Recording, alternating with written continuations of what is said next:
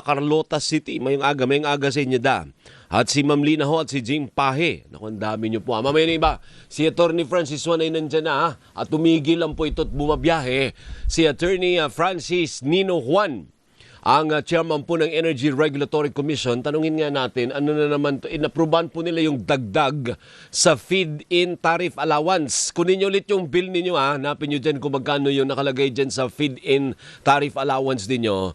Tataas ngayong buwan ng 13 sentimo kada kilowatt hour. Ba't tatlong desisyon ng ERC? Sabay-sabay ano? Magandang umaga po sa inyo, Attorney Juan. Hello, magandang umaga Alvin at sa lahat ng mga nakikinig. Opo, bakit po tataasan yung FIT-all, yung feed-in tariff allowance? Magkano ba ngayon yan at magiging magkano po ngayong August? Itong current natin ngayon na FIT-all ay 0.2011. At dahil doon sa inaprubahan namin ng provincial na pagtataas nito, magiging 0.3359 na siya. Opo. Bali, ang pagtataas ay 0.1348. Opo. Bakit po tinaas natin, Attorney? Oo, kasi doon sa isinumiting aplikasyon ng Transco bilang FIT administrator, sinabi ng Transco na mayroong bayarin galing dapat sa FIT-all fund na mahigit 3 bilyon na. At kung hindi itataas itong singil na ito, ay magpapatuloy yung shortfall doon sa pondo. At mga ngahulugan na ito na yung mga dapat pagbayaran ng kanilang feed-in tariff o yung kabuuan ng kanilang taripa ng mga renewable companies, sila ay mababayaran din ng interest dahil nga na-delay yung pagbabayad sa kanila. Ang interest ay aabot ng 322 million. So, ang mekanismo ng pagtataas ng working capital component ng FIT-all, ito ay nakapaloob dun sa aming ipinalabas noon na FIT rules, yung payment and collection. At nang sa ganon ay masiguro na laging mayroong sapat na pondo para mabayaran nga yung mga FIT-eligible na renewable energy plants. Opo, pero pag binangga po, kasi may tatlo nakakalito po sa mga consumer, kumbaga sobra-sobra yung bigat ng lahat ng impormasyon. Kasi remember, may nauna po kayo anunsyo, yung refund, yung under recovery. Tapos ito naman ngayon, pagtaas na naman ng singil dahil po sa FIT-all. Anong overall na resulta pag pinagbangga-bangga mo yung tatlong desisyon na yun?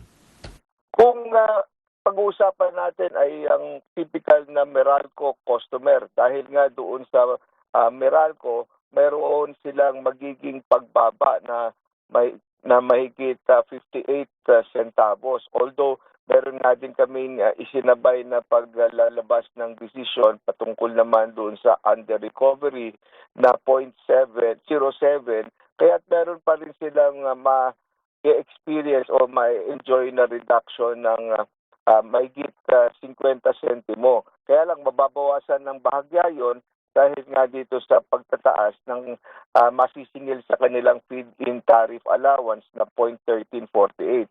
Pero overall, mayroon pa rin magiging pagbaba pagdating sa mga Meralco consumers. Kaya lang itong FIT-all, ito kasi ay ini-impose sa lahat ng ating mga consumers dahil ito nga yung ating insentibo para naman yung mga renewable energy developers ay magsipagtayo ng kanilang planta at doon sa kanilang enerhiya na aktual na ma-generate at ma-deliver, mababayaran sila nung ginarantiyahang feed-in tariff nila.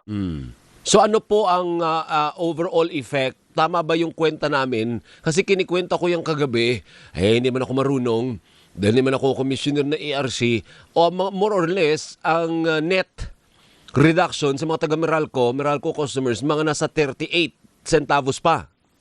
Oo, tama. Para doon sa mga residential, yung typical residential na kumukonsumo ng 200 kilowatt hours. Tama naman yung komputasyon mo. For Meralco customers only. Kasi sa mga electric co-op, ang net effect sa kanila ng desisyon ninyo, increase. Oo, ito nga ay kung all other components of their bill being the same, magkakaroon nga sila ng pagtataas ng 0.1348. Okay. One last, bago ka na ipakawalan, attorney. Anong update niyo sa system loss? Kasi kasali po kayo dun sa task force, hindi ho ba? Isa kayo sa miyembro na kinukonsulta po ng Department of Energy. Malapit-lapit na po bang mawala ang system loss o charge o hindi yan mawawala sa bill namin? Ngayon ay pinag-uusapan pa lang, pero hindi naman siguro mangyayari to overnight dahil kakailanganin naman din na ayusin muna ang mga operasyon ng ating mga distribution utilities nang sa ganon ay mapababa kung hindi man nila tuluyang matanggal yung gastusin relating to system loss. Pero ito pinag-uusapan kahapon nga ay nagkausap kami ni Secretary Garin tungkol dito at patuloy ang aming pag-uusap. Mayroon na kaming kinokolektang mga datos nang sa ganon kung ano man ang magiging pagdedesisyon namin ay nakabatay talaga doon sa actual na mga datos nang nanggaling sa ating mga distribution utilities. Opo. Sige sir, hanggang dyan muna. Ano po, attorney? Maraming salamat po sa oras po ninyo. Mag-iingat sa biyahe. Ano po? Maraming salamat, Alvin. Magandang umaga. Magandang umaga, si Attorney Francis Saturnino Nino Juan, ang chairman po ng Energy Regulatory Commission. So asahan nyo na ha. Tingnan nyo yung nakalagay dyan sa bill ninyo na feed-in tariff. O itataas po yan ng 13 sentimo kasi malapit negative na po sila eh. Pag nag-negative po tayo, mag-i-incur po tayo ng interest sa susunod nating bayad. Kaya yun po iniiwasan nila. Sabi ni Butch Garcia ng Land Bank, lagi na lang mga taga-YouTube yung binabati mo. Wala akong paglalagyan. Paano naman kaming suki ng Gising Pilipinas sa PRTV?